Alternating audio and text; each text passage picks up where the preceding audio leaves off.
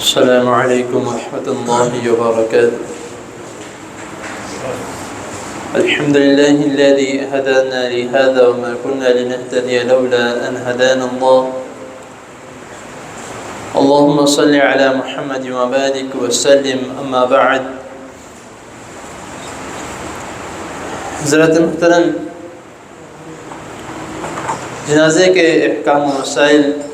آپ کے سامنے اختصار کے ساتھ بیان کیے جا رہے ہیں۔ پچھلی چند نشستوں میں جنازے کی نماز کا طریقہ اور اس کی مخصوص دعائیں آپ کے سامنے بیان کی گئی تھی۔ آج کا جو ہمارا سبق ہے، جنازے کے بعد کے جو مسائل ہیں، جنازہ پڑھنے کے بعد کی جنازہ اٹھانا، 2 مرتبہ جنازہ اٹھایا جاتا ہے، ایک مرتبہ گھر سے اور ایک مرتبہ جنازگاہ یا مسجد سے، اور عموماً اسی طرح ہوتا ہے کہ دونوں مرتبہ ہی ہم کسی نہ کسی کا انتظار کرتے ہیں کہ ابھی رک جاؤ، فلاں رشتہ دار آ رہے ہیں، انہوں نے شکل دیکھنی ہے، فلاں بھائی آ رہا ہے یا بیٹا آ رہا ہے، تو یہ رہنے دو۔ تو اس طریقے سے نبی کریم صلی اللہ علیہ وسلم نے منع فرمایا۔ متفق علیہ حدیث ہے، بخاری اور مسلم دونوں میں۔ حضرت ابو ہریرہ رضی اللہ تعالی عنہ اس حدیث کے راوی ہیں،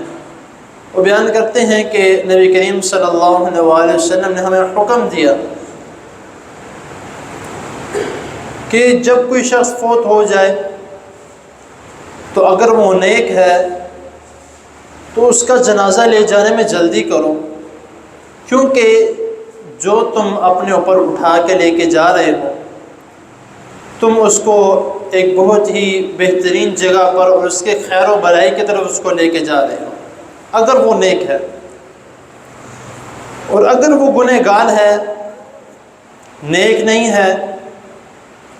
تو اس کے لیے بھی جلدی کرو کہ اپنے گردن سے، اپنے اوپر سے اس شر کا بوجھ اتار دو۔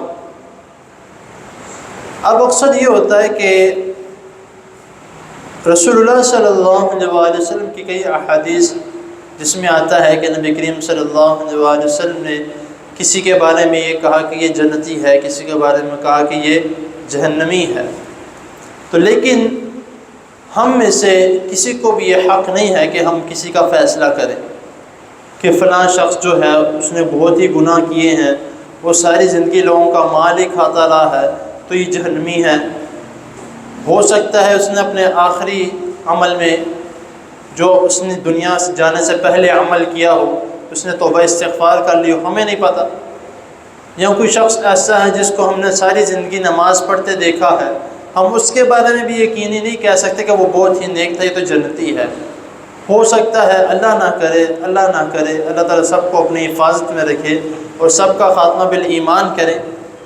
ہو سکتا ہے اس نے اپنے آخری عمل میں کوئی ایسا عمل کر لیا ہو جس کی وجہ سے اس کے سارے پیچھے جو اس نے نیکیاں کی وہ ختم ہو جائے۔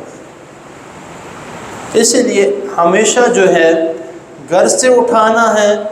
یا جنازگاہ یا مسجد سے اٹھانا ہے، فوری طور پر جو ہے اس کو عمل کو سر انجام دینا چاہیے۔ اکثر اس طرح ہوتا ہے کہ کئی شخص یا کئی جو ہیں لوگ کسی باہر کے ملک فوت ہو جاتے ہیں، جس طرح حج عمرہ کرنے گئے ہیں، وہاں پہ کوئی فوت ہو جاتا ہے تو اسپیشل جو ہے وہ اس کے لیے جہاز کروایا جاتا ہے اور اس میت کو جو ہے وہ ملک واپس لے کے آ جاتا ہے کہ یہاں پہ لا کے دفنانا ہے، اس کے لواحقین کو شکل دکھانی ہے وغیرہ وغیرہ کئی جو ہے۔ تو یہ طریقہ کار بھی درست نہیں ہے۔ جس جگہ پہ فوت ہوا ہے اسی جگہ پہ جو ہے وہ اس کو دفنا دیا جائے، اس جگہ پہ کہیں جہاں قبرستان ہے وہاں پہ اس کو دفنا دیا جائے۔ تو لے کر جانا یا انتظار کروانا، اس سے رسول اللہ صلی اللہ علیہ وسلم منع فرمایا ہے۔ اللہ تعالیٰ کے حضور دعا ہے اللہ تعالیٰ ہمیں جو سنا ہے اس کو سمجھنے کی اور اس پر عمل کرنے کی توفیق عطا فرمائے۔